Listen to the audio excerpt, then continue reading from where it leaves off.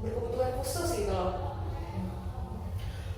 Gue ada nih untuk pameran tapi gue lupa buat tahun berapa, cuman menarik banget nih tentang anak ADHD gitu. Kita lihat-lihat lagi aja kalau misalnya. Kalian lagi pada ngomongin apa nih? Kita lagi ngomongin Salah pameran ADHD nih. Seru banget dong kayaknya. Banget dong, itu relevan banget ya. Sama jurusan kita. Bener banget. Kita kan udah sedikit tahu ya tentang ADHD itu. Apalagi udah ada di mata kuliahnya tuh kemarin. Tapi itu kebanyakan orang awam biasanya kalau ditanya tentang anak ADHD pasti cuma yang kayak yang hiperaktif, yang impulsif. Padahal kan aslinya itu pengertian lebih rinci dari ahlinya itu aku sempat baca kemarin di buku DSM-5. Jadi sebenarnya ADHD itu gangguan developmental yang ditandai oleh pola menetap dari inatensi yang mengganggu fungsi dan perkembangan. Emang iya sih, gejalanya itu ada hiperaktif, sikap impulsif, terus yang kayak gampang teralihkan, terdistraksi gitu. Terus juga ternyata ADHD itu terbagi jadi 3 tipe. Ada inattentif, hiperaktif impulsif, sama kombinasi. Ih, bener banget Ci. Menariknya ADHD itu bukan cuma sekedar masalah perilaku doang loh, tapi juga melibatkan disfungsi pada beberapa area otak, terutama di korteks prefrontal yang berperan penting dalam fungsi eksekutif untuk perencanaan dan pengendalian diri dalam kegiatan sehari-hari. Gitu. Aku baru tahu deh gitu. Aku juga baru tahu. Justru itu aku kasih tahu ke kalian. Kasih banget ya. Nah, kan sebelumnya kita udah ngebahas tentang definisi ADHD kan. Sekarang kita bahas tentang gejala ADHD yuk. Seru. Banget dong. Nah, gejala ADHD itu sebenarnya bervariasi, tapi umumnya itu ADHD sering kesulitan dalam mempertahankan perhatian, terus sering juga sulit mengerjakan tugas yang membutuhkan usaha mental yang lebih dalam, dan juga si anak ini mungkin bakal sering bertindak impulsif. Nah, untuk mendiagnosis ADHD sendiri nih dokter membutuhkan kriteria dari DSM-5 untuk melakukan penelitian secara menyeluruh, termasuk observasi dan wawancara langsung dengan orang tua dan guru. Betul itu. Nah, di sini tuh pentingnya untuk ingat bahwa gejala ADHD harus ada lebih dari satu lingkungan. Nah, kita tuh harus observasi langsung, betul kata Kesha. Jadi tuh kita bisa observasi langsung di rumah maupun di sekolah. Itu tuh bakal mengakuratkan diagnosis dari dokter. Nah, selain itu gejala pada anak ADHD itu tuh harus umur di bawah 12 tahun atau sebelum 12 tahun maksudnya gitu. Berarti kalau misalnya di atas 12 tahun tuh kayak kurang akurat gitu ya? Iya, jadi sebelum 12 tahun itu harus dicek. Nah, setelah kita tadi bicara tentang diagnosis, langkah selanjutnya itu ada memberikan dukungan yang tepat pada anak ADHD.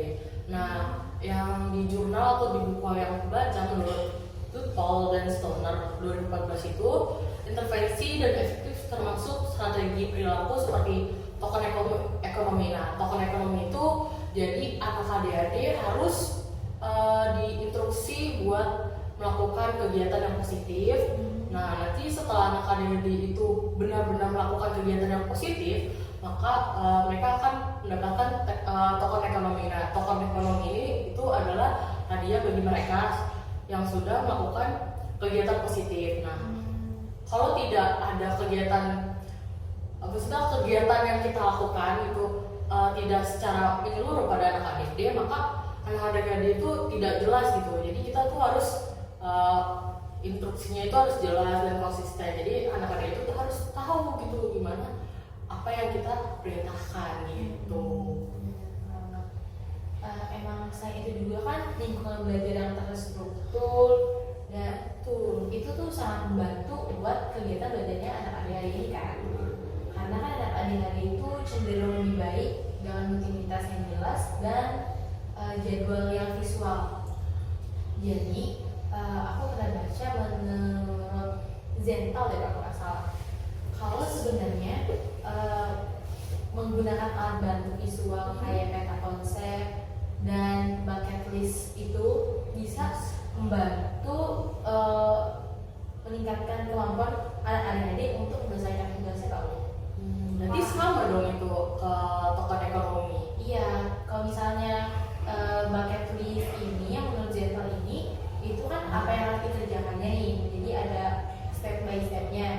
Nah, token ekonominya itu give apa yang kita beli setelah mereka ngelakuin itu.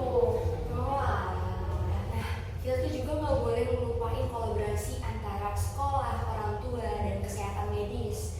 Dari beberapa jurnal yang aku baca, salah satunya itu menurut Jensen, dia bilang pendekatan multimodal yang paling efektif dalam mengelola ADHD itu mencakup intervensi medis, perilaku, dan pendidikan loh. Berarti emang banyak banget ya pembelajaran untuk anak ADHD yang kadang mungkin bisa dilewatkan sama orang-orang awam gitu. Aku juga jadi tahu beberapa hal gara-gara kita diskusi tadi. Seru banget diskusi tentang anak ADHD itu. Seru banget kalau tentang anak-anak itu seru banget pastinya. Iya. Banyak teori-teori yang baru dan kita tahu gitu tentang anak ADHD menurut dia sendiri. Bener banget. Terus ngomongin yang tadi lukisan anak ADHD itu di bulan ini kan? Kayaknya sih di bulan ini ya, tapi gak tau juga ya. Udah hebat banget gak sih mereka dengan mereka yang sering terdistraksi, terus suka melakukan kegiatan impulsif, tapi mereka tetap bisa ngasihin karya lukisan. Itu kan berarti mereka punya jiwa keteguhan yang tinggi banget kan ya? Betul, hebat banget sih bro. Aku senang banget sih kita bisa diskusi kayak gini, jadi punya wawasan baru juga, terus seru juga kan daripada gosipin orang yang ini tuh. Betul banget sih. Jadi kita tuh dapat ilmu baru gitu ya. Benar. Terima kasih telah menonton diskusi kami. Anak-anak ADHD memang menantang, tetapi dengan strategi dan pemahaman yang tepat, anak-anak dengan ADHD bisa berkembang dengan baik. Jadi jangan lupa like dan subscribe untuk lebih banyak informasi yang baik lainnya. Dan kalian jangan lupa untuk pertanyaan. Sehat-sehat, salam sehat. Dan jika kalian punya pertanyaan jika kalian punya pertanyaan, tinggalkan di bawah komen.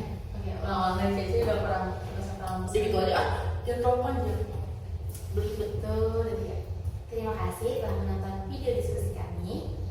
Anak ADHD memang apa sih? Anak ADHD memang menantang, tapi terima kasih telah menonton diskusi kami. Anak-anak ADHD memang menantang, tetapi dengan strategi dan pemahaman yang tepat, anak-anak ADHD bisa berkembang dengan baik. Jangan lupa like dan subscribe-nya agar lebih banyak video informatif lainnya. Dan jika kalian punya pertanyaan atau ilmu yang ingin kalian tahu, jangan lupa ya cantumkan pertanyaan kalian di bawah komen. Sampai jumpa di video berikutnya. Dadah. Dadah.